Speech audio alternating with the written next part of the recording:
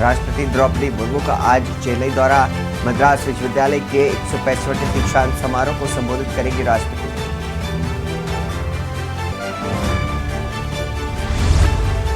PM Modi करेंगे 3 स्टेशनों के पुनर्विकास की आधारशिला। वाराणसी में 463 करोड़ से काशी सिटी और बनारस रेलवे स्टेशनों का होगा कायाकल्प। उड़ीसा में हरियाणा पुलिस ने राजस्थान से 8 आरोपियों को किया गिरफ्तार। हरियाणा से सटे राजस्थान के इलाकों में हरियाणा पुलिस की रेड जारी। मणिपुर संकट पर आज दिल्ली में धरना प्रदर्शन करेंगे मेहताई समूह। चिन कुकी नार्को आतंकवादियों के खिलाफ धरना प्रदर्शन में आयोजित करने का निर्णय लिया है। ज्ञानवापी परिसर में सर्वे आज तीसरा दिन। हिंदू मुस्लिम पक्ष से जुड़े लोगों की मौजूदगी होगी कार्रवाई। 2 शिफ्ट में परिसर का होगा एएसआई सर्वे कमीशन की कार्रवाई। जम्मू कश्मीर कांग्रेस आज आयोजित करेगी मेगा सम्मेलन। आगामी चुनाव के लिए अपनी रणनीति पर चर्चा। प्रतिनिधियों के साथ करेंगे बैठक। आप देख रहे हैं के न्यूज, खबरों का सारथी।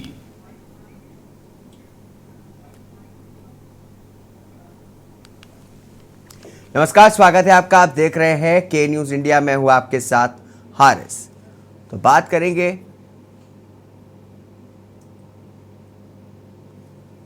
आज हम बात करेंगे नो टेंशन हाईटेक होंगे रेलवे स्टेशन की। बात करें लखनऊ की, जहां पर देश के 508 रेलवे स्टेशनों का आज कायाकल्प किया जाएगा। बता दें कि प्रधानमंत्री नरेंद्र मोदी आज रखेंगे आधारशिला। रेलवे स्टेशनों के कायाकल्प के लिए आधारशिला रखी जाएगी। बता दें कि 11 बजे वीडियो कॉन्फ्रेंसिंग के माध्यम से रखेंगे आधारशिला। तो रेलवे स्टेशनों के कायाकल्प के लिए आधारशिला रखी जाएगी। आपको बता दें कि 11 बजे वीडियो कॉन्फ्रेंसिंग के माध्यम से रखेंगे आधारशिला। 508 रेलवे स्टेशनों के पुनर्विकास की आधारशिला रखेंगे। बता दें कि अमृत भारत स्टेशन योजना में यूपी के 55 स्टेशन शामिल। ताजा जानकारी बता दें आपको, बीजेपी प्रदेश अध्यक्ष और केंद्रीय मंत्री भी शामिल होंगे इस कार्यक्रम में। अलग अलग स्टेशनों से कार्यक्रम में जुड़ेंगे केंद्रीय मंत्री। वहीं आपको बता दें कि प्रधानमंत्री मोदी के संबोधन को सुनेंगे कार्यकर्ता नेता। प्रदेश अध्यक्ष भूपेंद्र चौधरी बादशाह नगर रेलवे स्टेशन पर मौजूद रहेंगे।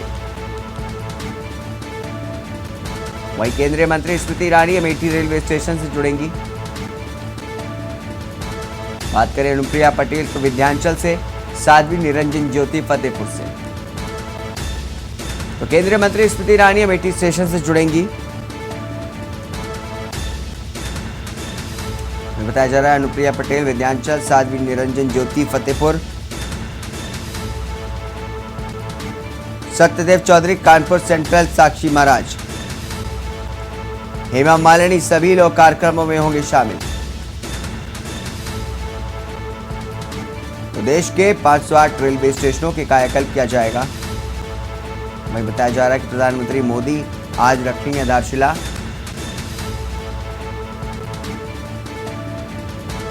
रेलवे स्टेशनों के कायाकल्प के लिए आधारशिला रखी जाएगी।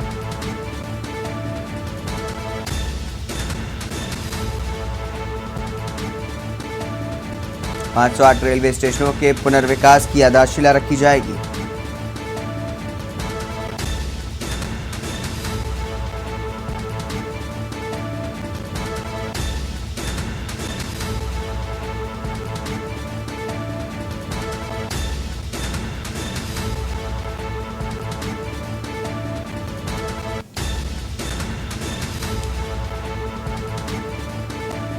तो ताज़ा जानकारी आपको बता दें, प्रदेश अध्यक्ष भूपेंद्र चौधरी बादशाह नगर रेलवे स्टेशन पर मौजूद रहेंगे।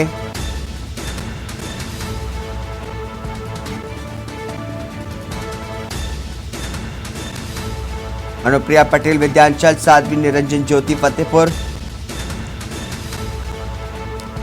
केंद्रीय मंत्री स्मृति ईरानी अमेठी स्टेशन से जुड़ेंगी। अनुप्रिया पटेल विंध्याचल, साध्वी निरंजन ज्योति फतेहपुर से।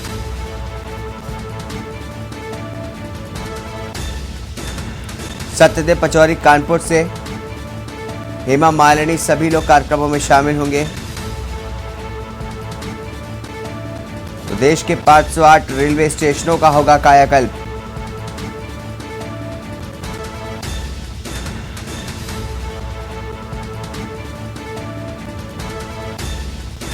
ताज़ा जानकारी आपको बता दें, रेलवे स्टेशनों के कायाकल्प की तैयारी जारी है।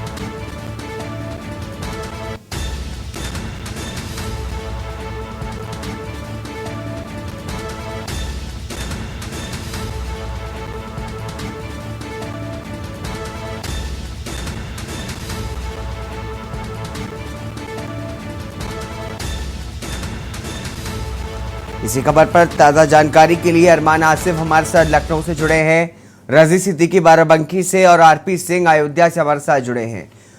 सबके पास आएंगे। आपको बता दें अरमान, जिस तरीके से बताया जा रहा है कि जो है कायाकल्प किया जा रहा है 508 रेलवे स्टेशनों का, जिसमें से यूपी के 55 स्टेशन शामिल हैं, क्या कुछ जानकारी देना चाहेंगे इस पूरे लेकर के?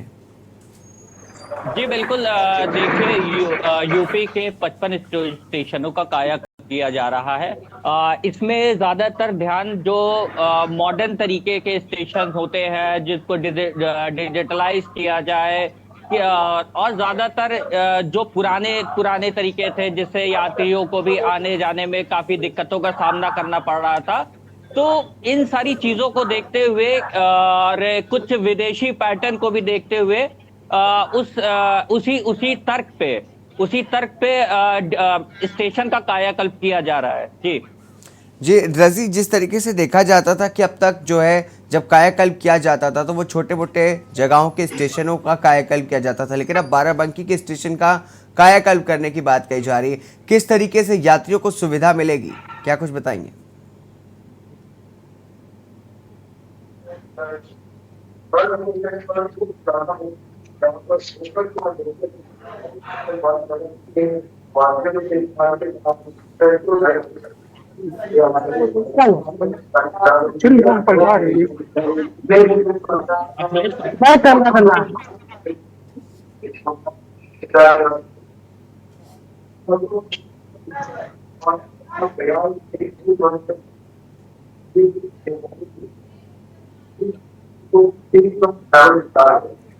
फ्रेम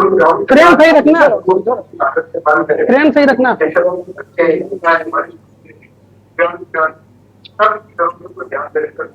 देखो तुमको ये बता दें, ये है जी करना होता है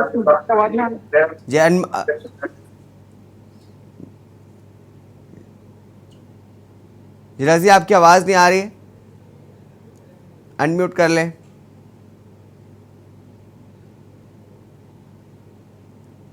रजी आपके पास वापस आएंगे। आरपी आपके पास आते हैं। आपके जिस तरीके से बताया जा रहा है अयोध्या एक बहुत ही महत्वपूर्ण जगह है, क्योंकि अयोध्या में कुछ समय में राम मंदिर का निर्माण कार्य पूरा हो जाएगा। तमाम यात्री जो है देश भर से आएंगे। किस तरीके से देखा जाता है, जिस तरीके से अयोध्या के जो रेलवे स्टेशन है उनका कायाकल्प किया जा रहा है, किस तरह की सुविधाएं मिलेगी यात्रियों को?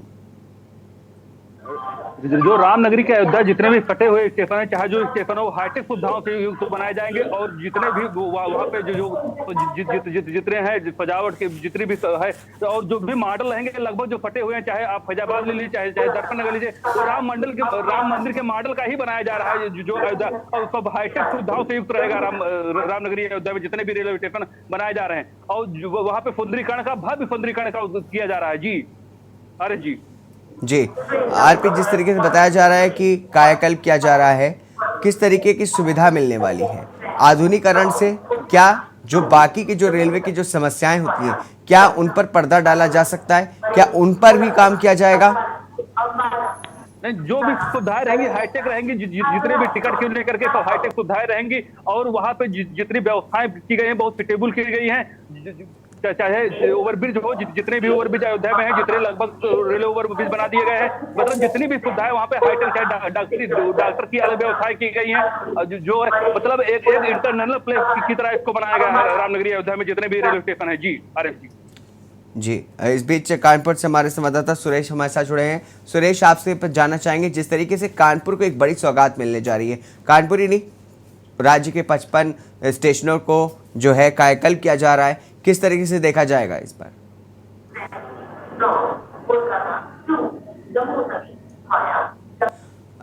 सुरेश, आपकी आवाज नहीं आ रही, अनम्यूट कर लें।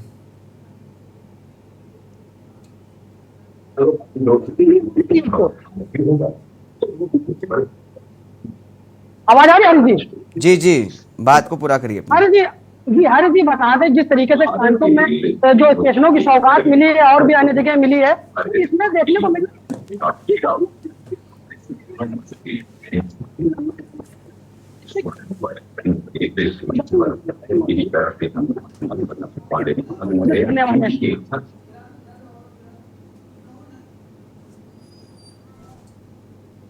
तो आपको बता दें कि प्रधानमंत्री नरेंद्र मोदी आज रखेंगे आधारशिला, वर्चुअली माध्यम से तमाम कार्यक्रमों में शामिल होंगे। आपको बता दें कि जो रेलवे स्टेशन है उन पर वहां पर कार्यक्रम का आयोजन किया जा रहा है। जो भी 508 रेलवे स्टेशन है जिनका कायाकल्प किया जाएगा, भारत अमृत भारत स्टेशन योजना के तहत वहां पर वर्चुअली माध्यम से प्रधानमंत्री मोदी जुड़ेंगे।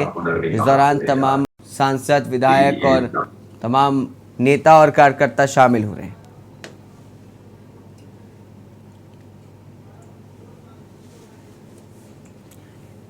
सुरेश, आपसे जानना चाहेंगे, जिस तरीके से कानपुर के रेलवे स्टेशन का कायाकल्प करने की बात कही जा रही है, कैसे देखते हैं यात्रियों को, किस तरह की सुविधाएं मिलने वाली हैं?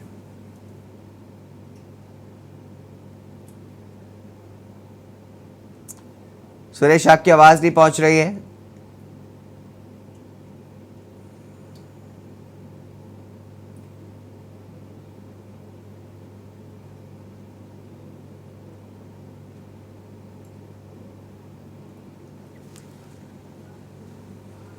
अब बात करेंगे, अरमान आपके पास आएंगे। लखनऊ में जिस तरीके से लखनऊ का जो रेलवे स्टेशन है वो ऐतिहासिक रेलवे स्टेशन माना जाता है, वहां पर किस तरीके की सुविधाओं से लैस किया जाएगा, यात्रियों को किस तरीके से जो है सुविधाएं मिलेंगी, और जैसे कि ट्रेनें लेट होती हैं और भी तमाम अन्य समस्याएं होती हैं, रेलवे स्टेशन पर भी तमाम समस्याएं होती हैं, पैसा आता है, बजट आता है, टॉयलेट बनते हैं, पानी की निकासी होती है, लेकिन उसके बावजूद भी तमाम तरीके की समस्याएं जो होती हैं वो बनी रहती हैं। क्या देखते हैं, क्या इससे सूरत बदल जाएगी रेलवे स्टेशनों की? जी बिल्कुल, देखिए जिस तरीके से पहले होता था कि रेलवे के मॉडर्नाइज के लिए बजट आते थे, लेकिन वो बजट कहीं ना कहीं इस्तेमाल नहीं हो पाते, जिसके कारण यात्रियों को काफी परेशानियों का सामना भी करना पड़ता था। लेकिन जो इस बार की बैठक है वो उसमें कई बड़े बड़े मंत्री भी शामिल हुए थे। ये वर्चुअली बैठक हुई है। इसमें लखनऊ के 2 स्टेशनों का नाम खास करके लिया गया है। एक आपका बादशाह नगर हो गया, और जो इस तरह, और दूसरा ऐशबाग स्टेशन हो गया। तो जिसमें इस तरह के स्टेशन है वो थोड़े से अपग्रेड नहीं थे, उनको अपग्रेड किया जाएगा। वहां पे कई ट्रेनों की और सुविधा भी बढ़ाई जाएंगी, जिससे यात्रियों को कहीं भी आने जाने में दिक्कत ना हो, क्योंकि ज्यादातर ट्रेनें यहाँ के लखनऊ के चारबाग रेलवे स्टेशन पे रुकती थी, और बाकी इस तरह के छोटे स्टेशन जो थे वहां पे ट्रेनें नहीं रुकती थी। लेकिन इस बार का जो हुआ है उसमें यह भी हुआ है कि कुछ ट्रेनों के रूट भी इन दोनों स्टेशनों पे किए गए हैं। जी अरमान, जैसे कि आपने बताया कि जो है जो छोटे स्टेशन है उनको अपग्रेड किया जा रहा है ताकि जो ट्रेनें हैं, जो उनका ट्रैफिक होता है वो कंट्रोल किया जा सके। क्या उसमें भी कुछ सुविधाएं मिलेंगी तो कि बड़ी ट्रेनें भी इन छोटे स्टेशनों से जाने लगेंगी, इधर भी स्टॉपेज होगा? जी बिल्कुल देखिए, इसी तर्क को लेकर, क्योंकि लखनऊ का जो मैक्सिमम ट्रैफिक था वो चारबाग रेलवे स्टेशन पे ही था, और इसी वजह से किया गया है ताकि ट्रैफिक जो हो वो डाइवर्ट हो सके छोटे स्टेशनों पे। जिसको लेकर के ये निर्णय लिया गया है कि कुछ जो ट्रेनें होगी, जो छोटा स्टेशन है उसको थोड़ा मॉडर्नाइज किया जाएगा, जहां पे यात्रियों को इजी एक्सेस मिल सके उन स्टेशनों का, और वहां पे ट्रेनों को भी रोका जाएगा, बड़ी ट्रेनों को। जी जी, कानपुर से हमारे संवाददाता सुरेश हमारे साथ जुड़े हैं। सुरेश, आपके पास आना चाहेंगे, आपसे जानना चाहेंगे जिस तरीके से कानपुर के स्टेशनों का कायाकल्प किया जा रहा है, क्या कुछ बताना चाहेंगे? देखिए हारिस, आपको बता दें, कानपुर का जो स्टेशन है, कानपुर का सबसे बड़ा स्टेशन है, और यहाँ पर जिस तरीके से ये कानपुर बहुत ही सुंदर, बहुत ही बड़े। कानपुर के जो रेल से यात्रा करने वाले यात्री होंगे उनको स्टेशन बनने वाला, उसको वहां पे होगी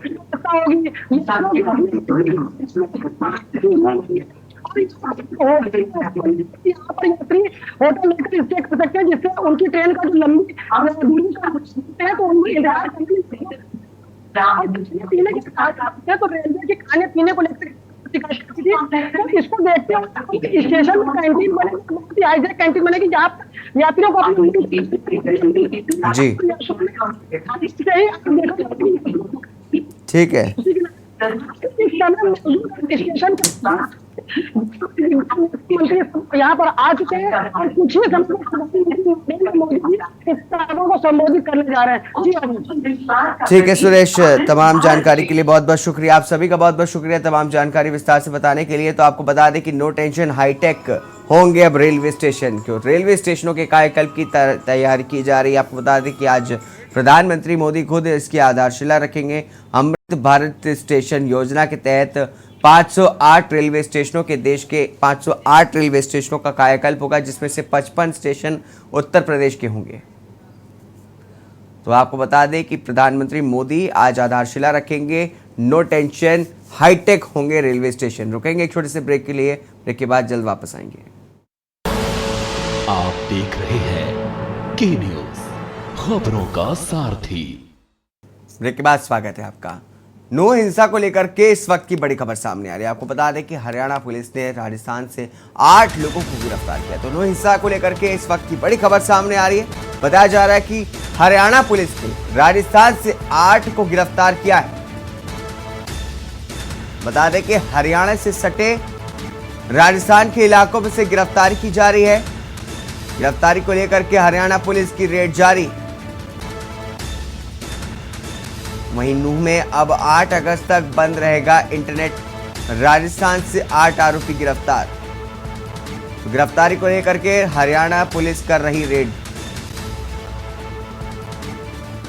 नूह में अब 8 अगस्त तक बंद रहेगा इंटरनेट। इसी खबर पर अधिक जानकारी के लिए हमारे ब्यूरो चीफ विनोद गुप्ता हमारे साथ जुड़े हैं। विनोद, आपसे जानना चाहेंगे जिस तरीके से इस पूरे मामले पर कार्रवाई की जा रही है हरियाणा पुलिस द्वारा, क्या कुछ बताना चाहेंगे? 8 लोगों को गिरफ्तार किया है।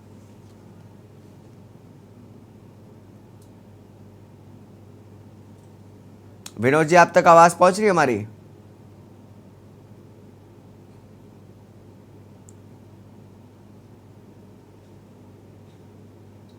जी विनोद जी।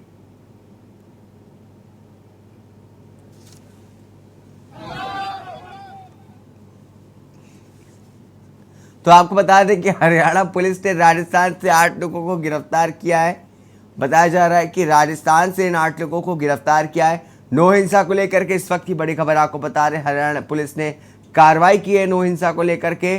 बता दें कि हरियाणा पुलिस ने राजस्थान से 8 लोगों को इस मामले में गिरफ्तार किया गया है। वहीं अभी तक इंटरनेट सेवा बंद की गई है। बता दें कि 8 अगस्त तक बताया जा रहा है इंटरनेट सेवा बंद रहेगी। राजस्थान से 8 आरोपियों को गिरफ्तार किया गया है। नो हिंसा को लेकर के इस वक्त की बड़ी खबर सामने आ रही है। तो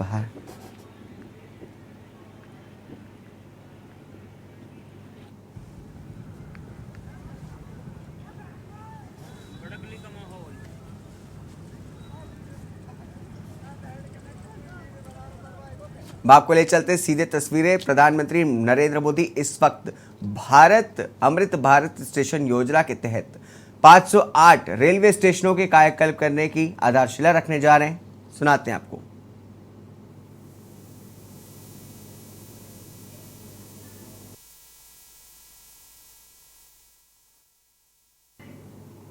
तो आपको बता दें कि पीएम मोदी इस समय आधारशिला रखने जा रहे हैं। इसके तहत 508 रेलवे स्टेशनों का कायाकल्प होगा, जिससे यात्रियों को, जो रेल यात्री, उनको बड़ी सुविधाएं मिलने जा रही है।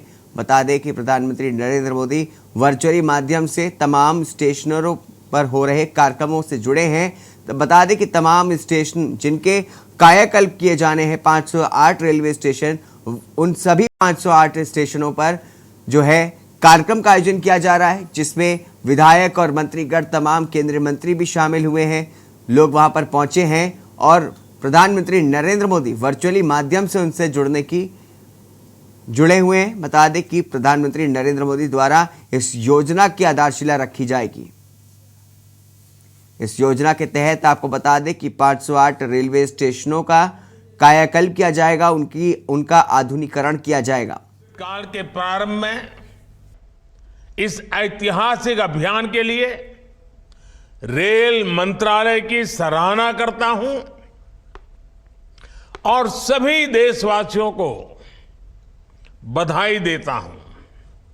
साथियों, आज पूरी दुनिया की दृष्टि भारत पर है। वैश्विक स्तर पर भारत की साख बढ़ी है। भारत को लेकर दुनिया का रवैया बदला है और इसकी दो प्रमुख बातें हैं, दो मुख्य वजह हैं। पहली, आप देशवासी, भारत के लोगों ने करीब करीब 3 दशक बाद, 30 साल बाद देश में पूर्ण बहुमत की सरकार बनाई। वो पहली वजह। और दूसरी वजह है पूर्ण बहुमत की सरकार उसी स्पष्टता के साथ जनता जनार्दन की उनकी भावना का आदर करते हुए बड़े बड़े निर्णय लिए, चुनौतियों के स्थायी समाधान के लिए अविरत काम किया। आज भारतीय रेलवे भी इसका प्रतीक बन चुकी है। बीते वर्षों में रेलवे में ही जितना काम हुआ है, उसके आंकड़े, उसकी जानकारी हर किसी को प्रसन्न भी करती है, हैरान भी कर देती है। जैसे दुनिया में south Africa, Ukraine, Poland, UK और स्वीडन जैसे देशों में जितना रेल नेटवर्क है, उससे ज्यादा रेल ट्रैक हमारे देश में इन 9 वर्षों में बिछाए गए हैं। आप कल्पना करिए स्केल। साउथ कोरिया, न्यूजीलैंड और ऑस्ट्रेलिया जैसे देशों का जितना रेल नेटवर्क है, उससे ज्यादा ट्रैक भारत ने अकेले पिछले साल बनाए हैं। 1 साल में भारत में आज आधुनिक ट्रेनों की संख्या भी तेजी से बढ़ रही है। आज देश का लक्ष्य है कि रेलवे की यात्रा हर यात्री के लिए, हर नागरिक के लिए सुलभ भी हो और सुखद भी हो। अब ट्रेन से लेकर स्टेशन तक आपको एक बेहतर, एक उम्दा से उम्दा एक्सपीरियंस देने का प्रयास है।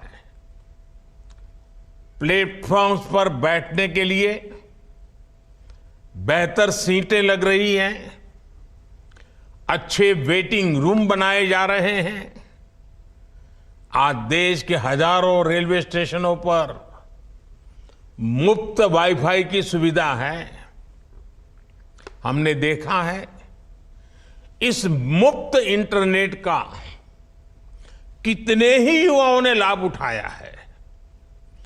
पढ़ाई करके वो अब बहुत कुछ अपने जीवन में सिद्धियां प्राप्त कर चुके हैं। साथियों, ये इतनी बड़ी सिद्धियां हैं, जिस प्रकार से रेलवे में काम हुआ है, किसी भी पीएम का मन कर जाएगा कि इनका जिक्र 15 अगस्त को लाल किले से करें। और जब 15 अगस्त सामने है तो मन बहुत ही लालायित होता है कि उसी दिन इसकी चर्चा करूं। लेकिन आज ये इतना विराट आयोजन हो रहा है, देश के कोने कोने से लोग जुड़े हैं, इसलिए मैं अभी ही इस बात पर इतने विस्तार से चर्चा कर रहा हूं। साथियों, रेलवे को हमारे देश की लाइफलाइन कहा जाता है, लेकिन इसके साथ ही हमारे शहरों की पहचान भी शहर के रेलवे स्टेशन से जुड़ी होती है। समय के साथ ये रेलवे स्टेशन अब हार्ट ऑफ द सिटी बन गए हैं। शहर की सारी प्रमुख गतिविधियां रेलवे स्टेशनों के आसपास ही होती हैं। इसलिए आज बहुत आवश्यक है कि हमारे रेलवे स्टेशनों को नए आधुनिक स्वरूप में ढाला जाए। रेलवे की जगह का ऑप्टिमम यूटिलाइजेशन किया जाए। साथियों, जब देश में इतने सारे नए आधुनिक स्टेशन बनेंगे तो उससे विकास को लेकर एक नया माहौल भी बनेगा। देसी विदेशी कोई भी पर्यटक जब ट्रेन से इन आधुनिक स्टेशनों पर पहुंचेगा तो राज्य की, आपके शहर की पहली तस्वीर उसे जरूर प्रभावित करेगी, वो यादगार बन जाती है। आधुनिक सेवाओं के कारण पर्यटन को बढ़ावा मिलेगा। स्टेशन के आसपास अच्छी व्यवस्थाएं होने से आर्थिक गतिविधियों को भी बढ़ावा मिलेगा। सरकार ने स्टेशनों को शहर और राज्यों की पहचान से जोड़ने के लिए वन स्टेशन वन प्रोडक्ट योजना भी शुरू की है। इससे पूरे इलाके के लोगों को, कामगारों और कारीगरों को फायदा होगा, साथ ही जिले की ब्रांडिंग भी होगी।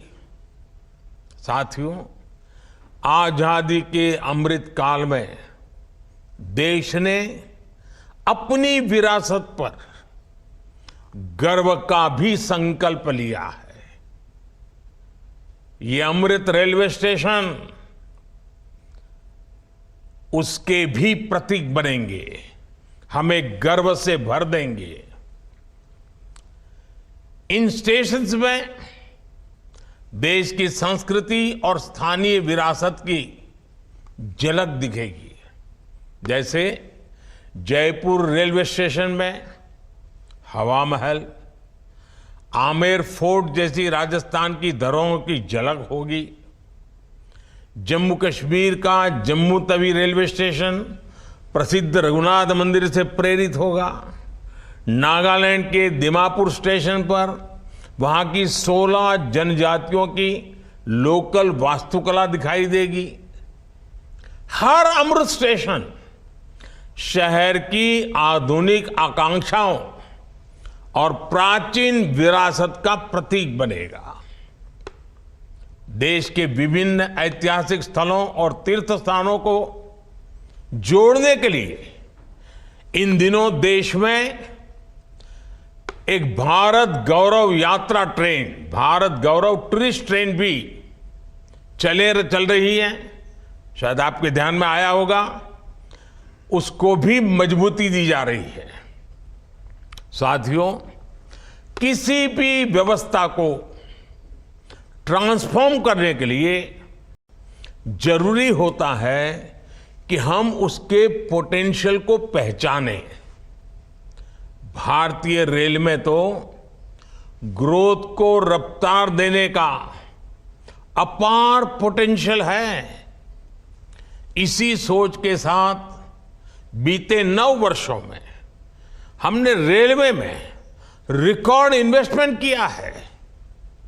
इस साल के रेलवे को 2.5 लाख करोड़ रुपए से ज्यादा का बजट दिया गया है।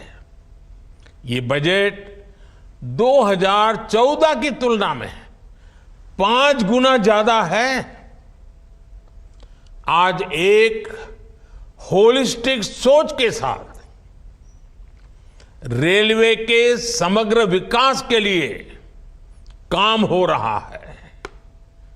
इन 9 वर्षों में लोकोमोटिव्स उत्पादन में भी 9 गुना की वृद्धि हुई है। आज देश में पहले की अपेक्षा 13 गुना ज्यादा HLB कोच बन रहे हैं। साथियों, नॉर्थ ईस्ट में रेलवे के विस्तार को भी हमारी सरकार ने प्राथमिकता दी है। रेलवे लाइनों का दोहरीकरण हो, गेज परिवर्तन हो, इलेक्ट्रिफिकेशन हो, नए रूट्स का निर्माण हो, इस पर तेजी से काम किया जा रहा है। जल्द ही पूर्वोत्तर के सभी राज्यों की राजधानियां रेलवे नेटवर्क से जुड़ जाएगी। नागालैंड में 100 साल बाद दूसरा रेलवे स्टेशन बना है। नॉर्थ ईस्ट में नई रेल लाइनों की कमीशनिंग भी पहले के मुकाबले 3 गुना ज्यादा हो रही है। साथियों, पिछले 9 वर्षों में 2200 किलोमीटर डेडिकेटेड फ्रेट कॉरिडोर भी बनाए गए हैं। इसकी वजह से माल गाड़ियों के ट्रेवल टाइम में काफी कमी आई है।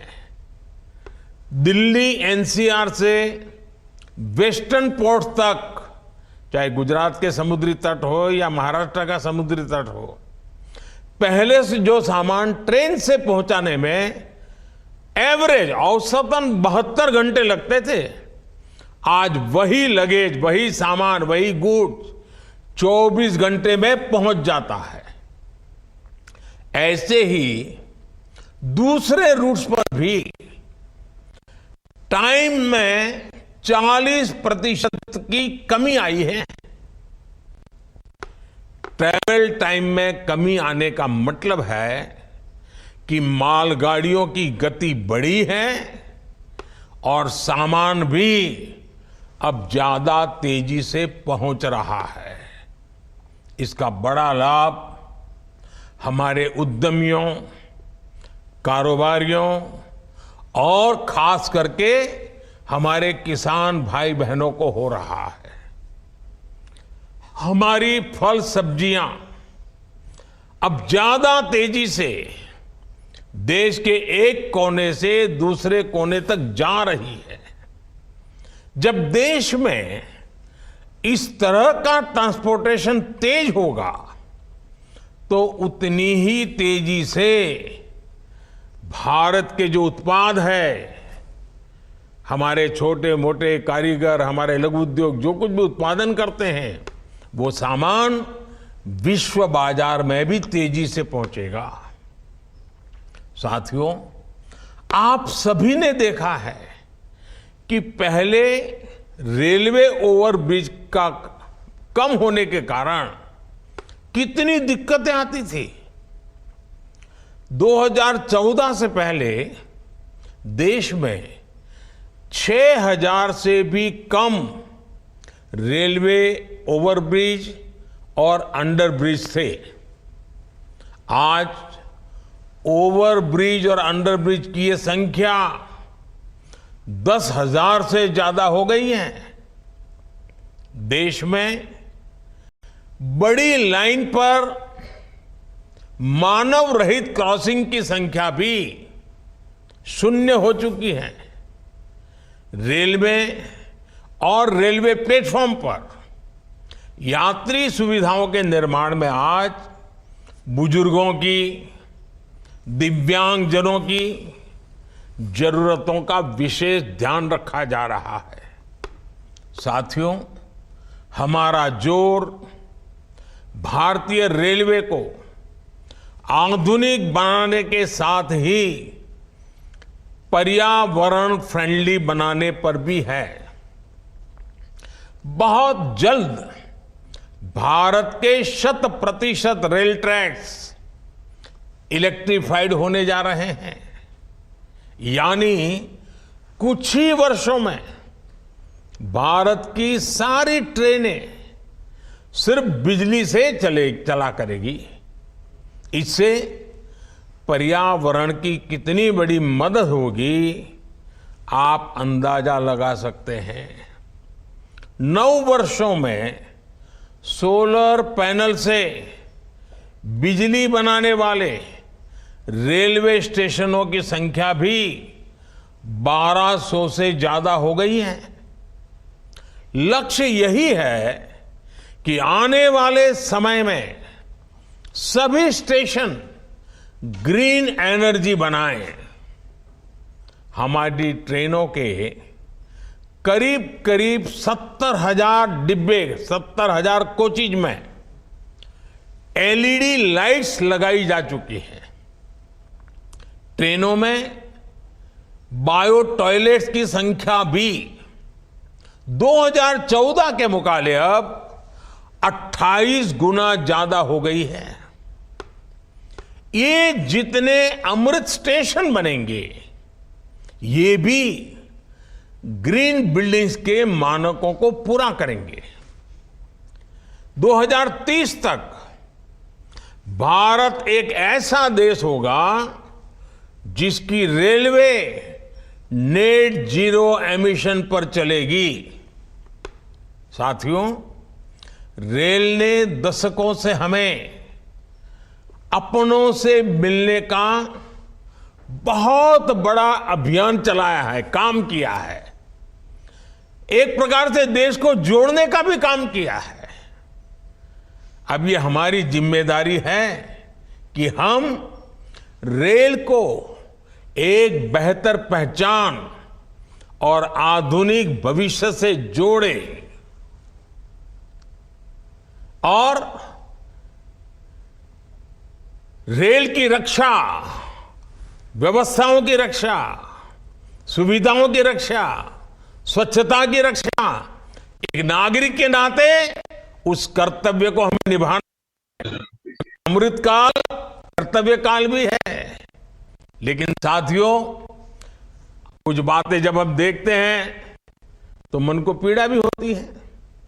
दुर्भाग्य से हमारे देश में विपक्ष का एक धड़ा आज भी पुराने ढर्रे पर चल रहा है। वो आज भी खुद तो कुछ करेंगे नहीं और किसी को करने भी न देंगे, न काम करेंगे न करने देंगे। ये रवैये पर अड़े हुए हैं। देश ने आज की और भविष्य की जरूरतों की चिंता करते हुए संसद की आधुनिक इमारत बनवाई। संसद देश के लोकतंत्र की प्रतीक होती है। उसमें पक्ष विपक्ष सबका प्रतिनिधित्व होता है, लेकिन विपक्ष के इस धड़े ने संसद की नई इमारत का भी विरोध किया। हमने कर्तव्य पथ का विकास किया तो उसका भी विरोध किया गया। इन लोगों ने 70 साल तक देश के वीर शहीदों के लिए वॉर मेमोरियल तक नहीं बनाया। जब हमने नेशनल वॉर मेमोरियल बनाया, उसका निर्माण किया, तो इसकी भी सरेआम आलोचना करते उनको शर्म नहीं आई। सरदार वल्लभ भाई पटेल का स्टैच्यू ऑफ यूनिटी आज दुनिया की सबसे बड़ी मूर्ति है। हर हिंदुस्तानी को गर्व होता है।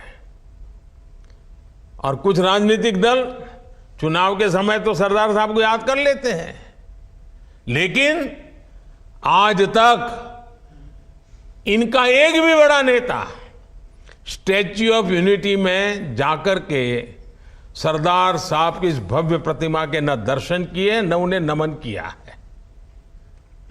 लेकिन साथियों, हमने देश के विकास को इस सकारात्मक राजनीति से आगे बढ़ाने का फैसला किया है और इसलिए नकारात्मक राजनीति से ऊपर उठकर सकारात्मक राजनीति के मार्ग पर एक मिशन के रूप में हम चल रहे हैं। किस राज्य में किसकी सरकार है, कहां किसका वोट बैंक है, इस सब से ऊपर उठकर हम पूरे देश में विकास को सर्वोच्च प्राथमिकता दे रहे हैं। सबका साथ, सबका विकास, ये धरती पर चरितार्थ करने के लिए जी जान से जुटे हैं। साथियों, पिछले वर्षों में रेलवे युवाओं को जॉब देने का भी बहुत बड़ा जरिया बनी है। करीब 1.5 लाख से ज्यादा युवाओं को अकेले रेलवे में पक्की नौकरी मिली है। इसी तरह इंफ्रास्ट्रक्चर पर लाखों करोड़ के निवेश से लाखों युवाओं को रोजगार मिल रहा है। इस समय केंद्र सरकार 10 लाख युवाओं को नौकरी देने का अभियान भी चला रही है। रोजगार मेलों में लगातार युवाओं को नियुक्ति पत्र मिल रहे हैं। ये बदलते भारत की वो तस्वीर है जिसमें विकास युवाओं को नए अवसर दे रहा है और युवा विकास को नए पंख लगा रहे हैं। साथियों, आज इस कार्यक्रम में बहुत सारे स्वतंत्रता सेना भी हमें आशीर्वाद देने के लिए उपस्थित है। कई पद्म सम्मान प्राप्त महानुभाव भी इस कार्यक्रम की शोभा बढ़ा रहे हैं। हर भारतीय के लिए अगस्त महीना बहुत विशेष महीना होता है। ये महीना क्रांति का महीना है, कृतज्ञता का महीना है, कर्तव्य भावना का माह है। अगस्त में कितने ही ऐतिहासिक दिवस आते हैं जिन्होंने भारत के इतिहास को नई दिशा दी और आज भी हमें प्रेरित करते हैं। कल 7 अगस्त को पूरा देश स्वदेशी आंदोलन को समर्पित नेशनल हैंडलूम डे मनाएगा। 7 अगस्त की ये तारीख हर भारतीय के लिए वोकल फॉर लोकल होने के संकल्प को दोहराने का दिन है। कुछ ही दिनों बाद गणेश चतुर्थी का पवित्र पर्व भी आने वाला है। हमें अभी से इको फ्रेंडली गणेश चतुर्थी की तरफ जाना है। हम कोशिश करें कि गणपति बप्पा की प्रतिमाएं इको फ्रेंडली मटेरियल्स की बनी हो। ये वर्ष हमारे स्थानीय कारीगरों, हमारे हस्तशिल्पियों और हमारे छोटे उद्यमियों के बनाए उत्पादों को खरीदने की प्रेरणा देता है। साथियों, 7 तारीख के एक दिन बाद 9 अगस्त आ रही है। 9 अगस्त वो तारीख है जब ऐतिहासिक फिट इंडिया मूवमेंट की शुरुआत हुई थी।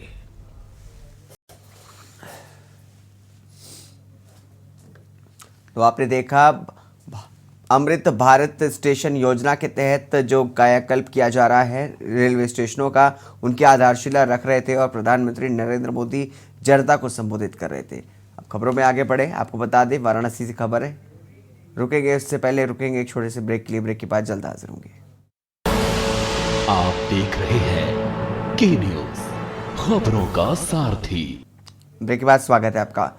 वाराणसी से खबर, जहां पर बता दें कि ज्ञानव्यापी में एसआई सर्वे का मामला, बता दें कि ज्ञानव्यापी परिसर में सर्वे का आज तीसरा दिन है। हिंदू पक्ष और मुस्लिम पक्ष से जुड़े लोगों की मौजूदगी में कार्रवाई की जाएगी। 2 शिफ्ट में परिसर का होगा एएसआई सर्वे। कमीशन की कार्रवाई, एएसआई सर्वे कमीशन की कार्रवाई में मुस्लिम पक्ष कर रहा है सहयोग। तो ज्ञानव्यापी परिसर में सर्वे का आज तीसरा दिन। आपको बता दें वाराणसी से खबर, सुबह 9 बजे से शुरू हो गई है सर्वे कमीशन की कार्रवाई। हिंदू पक्ष और मुस्लिम पक्ष से जुड़े लोगों की मौजूदगी में कार्रवाई। वहीं आपको बता दें कि हिंदू पक्ष और मुस्लिम पक्ष से जुड़े लोगों के बीच दोनों ने सहयोग किया है। 2 शिफ्ट में परिसर का होगा एएसआई सर्वे कमीशन की कार्रवाई। एएसआई सर्वे कमीशन की कार्रवाई में मुस्लिम पक्ष कर रहा है सहयोग। हिंदू पक्ष और मुस्लिम पक्ष से जुड़े लोगों की मौजूदगी में कार्रवाई की जा रही है। तो वाराणसी से खबर, जहां पर ज्ञानव्यापी में एएसआई सर्वे का से जुड़े बड़ी खबर आपको बता दें, जहां पर ज्ञानव्यापी परिसर में सर्वे का आज तीसरा दिन बताया जा रहा है। आपको बता दें कि सुबह 9 बजे से सर्वे कमीशन की कार्रवाई शुरू हुई है। हिंदू पक्ष और मुस्लिम पक्ष से जुड़े लोगों की मौजूदगी में कार्रवाई की जा रही है। तो हिंदू पक्ष और मुस्लिम पक्ष से जुड़े तमाम लोग भी इस कार्रवाई में शामिल हुए हैं। 2 शिफ्ट में परिसर का एएसआई सर्वे कमीशन का कार्रवाई हो रही है। आपको बता दें कि एएसआई सर्वे कमीशन की कार्रवाई में मुस्लिम पक्ष कर रहा है सहयोग।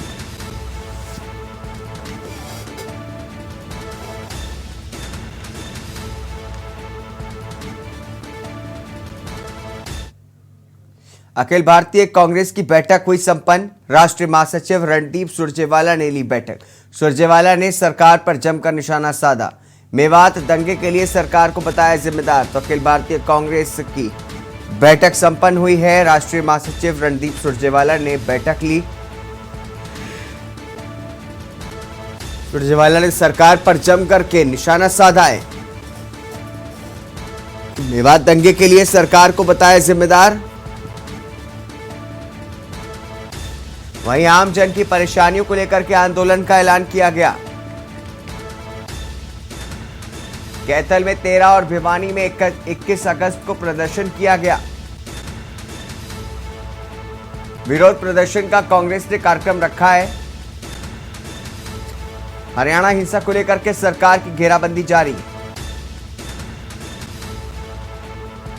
अखिल भारतीय कांग्रेस की बैठक संपन्न हुई। इसी खबर पर अधिक जानकारी के लिए हमारे संवाददाता प्रवेश शर्मा हमारे साथ जुड़े हैं। प्रवेश, बताया जा रहा है जिस तरीके से कांग्रेस जो है निशाना साध रही है बीजेपी पर मेवात हिंसा को लेकर के, क्या कुछ बताना चाहेंगे?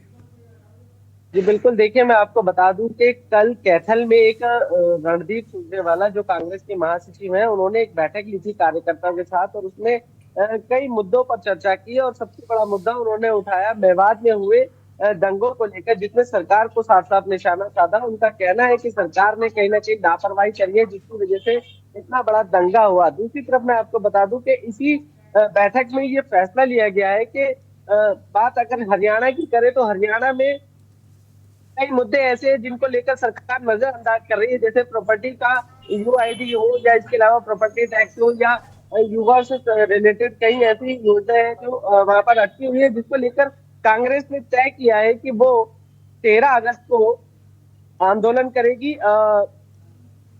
और 21 अगस्त को भिवानी में करेगी और सबसे बड़ी बात यह है कि ये जो आंदोलन है ये आम जन की समस्याओं को लेकर है और कार्यकर्ताओं का फैसला है। कार्यकर्ताओं ने ये फैसला लिया है कि इसमें इस तरीके का आंदोलन करना सरकार को जो है आईना दिखाने के बराबर होगा। जी तो कहीं ना कहीं इस हिंसा से विपक्ष को एक बड़ा मौका मिल गया है, क्योंकि बीजेपी पर दंगों का दाग नहीं था, लेकिन अब एक दाग फिर से लग गया है। जी देखिए, बिल्कुल जो कैथल में जो 13 तारीख को जो प्रदर्शन होने जा रहा है उसका मुख्य मुद्दे जो है वो मेवात में हुए दंगों को लेकर ही है, और उसके बाद जो 21 तारीख को भिवानी में होगा उसमें भी। ठीक है। लेकिन सवाल ये है कि कांग्रेस का मानना है कि दंगे तो सरकार करा ही रही है, लेकिन उसके अलावा ऐसे भी मुद्दे हैं जिसमें सरकार उनकी अनदेखी कर रही है। जबकि बीजेपी सरकार ने वादा किया था कि वो सबका साथ सबका विकास ठीक का है। नारा देती है, उसके बावजूद भी कई मुद्दे ऐसे हैं जो जनता से अभी भी दूर ठीक है। है। जी ठीक है प्रवेश, बहुत बहुत शुक्रिया तमाम जानकारी के लिए।